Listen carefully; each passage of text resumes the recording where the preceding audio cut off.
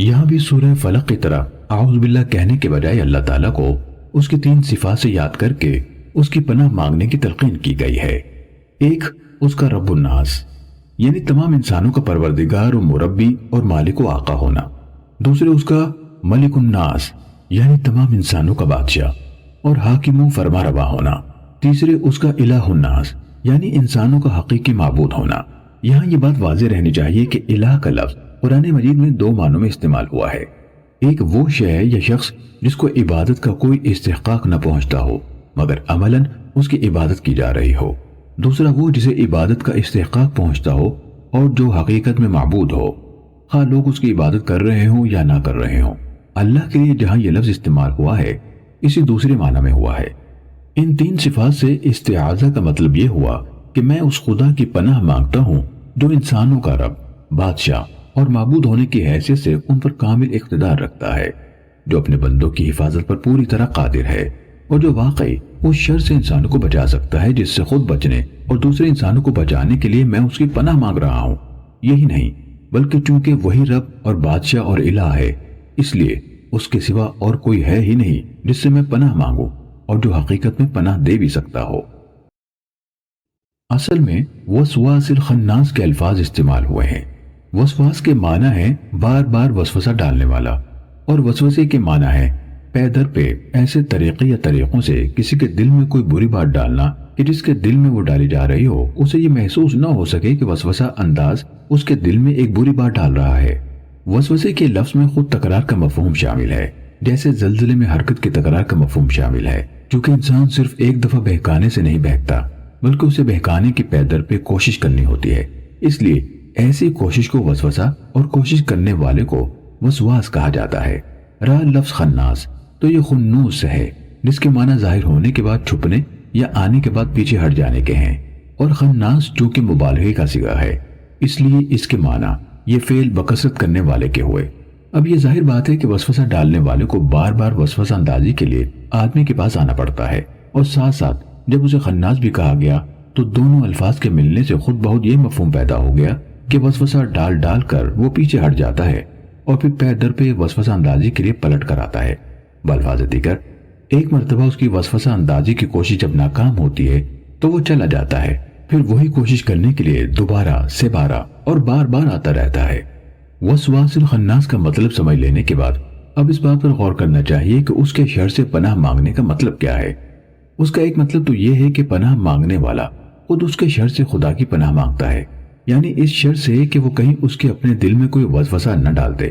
دوسرا مطلب یہ ہے کہ اللہ کے راستے کی طرف دعوت دینے والے کے خلاف جو شخص بھی لوگوں کے دلوں میں وسوسے ڈالتا پھرے، اس کے شر سے داعی حق خدا کی پناہ مانگتا ہے۔ داعی الی الحق کے بس کا یہ کام نہیں ہے کہ اس کی ذات کے خلاف جن جن لوگوں کے دلوں میں وسوسے ڈالے جا رہے ہوں ان سب تک خود پہنچے اور ایک ایک شخص کی غلط فہمیوں کو صاف کرے۔ اس کے لیے یہ بھی مناسب نہیں ہے کہ اپنی دعوت الی اللہ کا کام چھوڑ چھاڑ کر وسوسہ اندازوں کی پیدا کرتا غلط فہمیوں کو صاف کرنے اور ان کے الزامات کی جواب دہی کرنے میں لگ جائے۔ اس کے مقام سے یہ بات بھی فروتر ہے کہ جس سطح پر اس کے مخالفین اترے ہوئے ہیں اسی پر خود بھی اتر آئے۔ اس لیے اللہ تعالیٰ نے دعوت حق دینے والے کو ہدایت فرمائی کہ ایسے اشرار کے شر سے بس خدا کی پناہ مانگ لے اور پھر بے فکری کے ساتھ اپنی دعوت کے کام میں لگا رہے۔ اس کے بعد ان سے نمٹنا تیرا کام نہیں بلکہ رب الناس، ملک الناس اور الہ الناس کا کام ہے۔ اس مقام پر یہ بھی سمجھ لینا چاہیے کہ وسوسہ عمل شر کا نقطہ آغاز ہے۔ وہ جب ایک غافل یا خالی و ذہن آدمی کے اندر اثر انداز ہوتا ہے تو پہلے اس میں برائی کی خواہش پیدا ہوتی ہے، پھر مزید وسوسہ اندازی اس بری خواہش کو بری نیت اور برے ارادے میں تبدیل کر دیتی ہے، پھر اس سے آگے جب وسوسے کی تاثیر بڑھتی ہے تو ارادہ عزم بن جاتا ہے اور آخری قدم پھر عمل شر ہے۔ اس لیے وسوسہ انداز کے شر سے خدا کی پناہ مانگنے کا مطلب یہ ہے کہ شر کا آغاز جس مقام سے ہوتا ہے اللہ تعالیٰ اسی مقام پر اس کا قلقمہ فرما دے۔ دوسرے لحاظ سے اگر دیکھا جائے تو وسوسہ اندازوں کی شر کی ترتیب یہ نظر آتی ہے کہ پہلے وہ کھلے کھلے کفر، شرک، دہریت یا اللہ اور رسول سے بغاوت اور اللہ والوں کی عداوت پر اکساتے ہیں۔ اس میں ناکامی ہو اور آدمی دین اللہ میں داخل ہو ہی جائے تو وہ اسے کسی نہ کسی بدعت کی راہ سجاتے ہیں، یہ بھی نہ ہو سکے تو معصیت کی رغبت دلاتے ہیں۔ اس میں بھی کامیابی نہ ہو سکے تو آدمی کے دل میں یہ خیال ڈالتے ہیں کہ چھوٹے چھوٹے گناہ کر لینے میں تو کوئی مذائقہ نہیں، تاکہ یہی اگر کثرت سے صادر ہو جائیں تو گناہوں کا بار عظیم انسان پر لد جائے۔ اس سے بھی اگر آدمی بچ نکلے تو بدرجہ آخر وہ کوشش کرتے ہیں کہ آدمی دین حق کو بس اپنے آپ تک ہی محدود رکھے، اسے غالب کرنے کی فکر نہ کرے۔ لیکن اگر کوئی شخص ان تمام چالوں کو ناکام کر دے تو پھر شیاطین جن و انس کی پوری پارٹی ایسے آدمی پر پل پڑتی ہے، اس کے خلاف لوگوں کو اکساتی اور بھڑکاتی ہے، اس پر گالیوں اور الزامات کی بوچھاڑ کرواتی ہے، اسے ہر طرف بدنام اور رسوا کرنے کی کوشش کرتی ہے۔ پھر شیطان اس مرد مومن کو آ کر غصہ دلاتا ہے اور کہتا ہے کہ یہ سب کچھ برداشت کر لینا تو بڑی بزدلی کی بات ہے، اٹھ اور ان حملہ آوروں سے بھڑ جا۔ یہ شیطان کا آخری حربہ ہے جس سے وہ دعوت حق کی راہ کھوٹی کرانے اور داعی حق کو راہ کے کانٹوں سے الجھا دینے کی کوشش کرتا ہے۔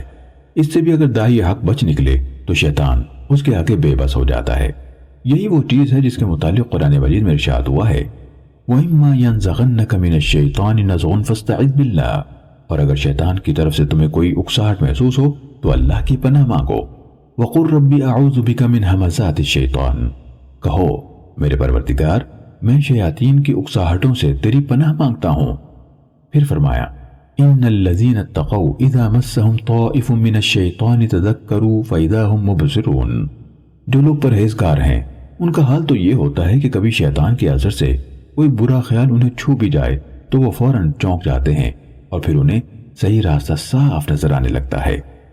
اور اسی بنا پر جو لوگ شیطان کے اس آخری حربے سے بچ نکلے ان کے بارے میں اللہ تعالیٰ کا ارشاد ہے وَمَا يُلَقَّاهَا إِلَّا ذُو حَظٍّ عَظِيمٍ، یہ چیز بڑے نصیبے والے کے سوا کسی کو حاصل نہیں ہوتی۔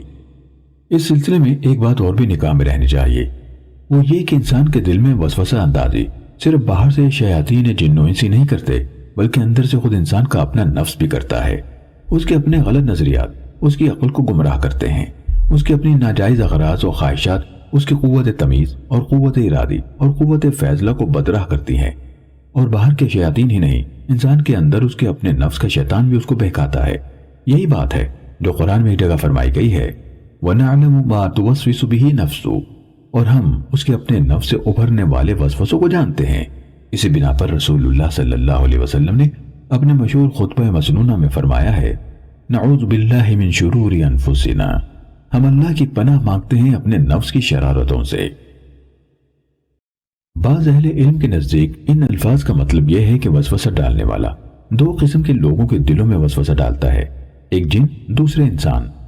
اس بات کو اگر تسلیم کیا جائے تو لفظ ناس کا اطلاق جن اور انسان دونوں پر ہوگا۔ کہتے ہیں کہ ایسا ہو سکتا ہے کیونکہ قرآن میں جب رجال یعنی مردوں کا لفظ جنوں کے لیے استعمال ہوا ہے جیسا کہ سورہ جن آیت نمبر 6 میں ہم دیکھتے ہیں، اور جب نفرہ کا استعمال جنوں کے گروہ پر ہو سکتا ہے جیسے کہ سورہ احقاف آیت نمبر 29 میں ہوا ہے، تو مجازن ناس کے لفظ میں بھی انسان اور جن دونوں شامل ہو سکتے ہیں۔ لیکن یہ رائے اس لیے غلط ہے کہ ناس اور انس اور انسان کے الفاظ لغت کے اعتبار سے لفظ جن کی ضد ہیں۔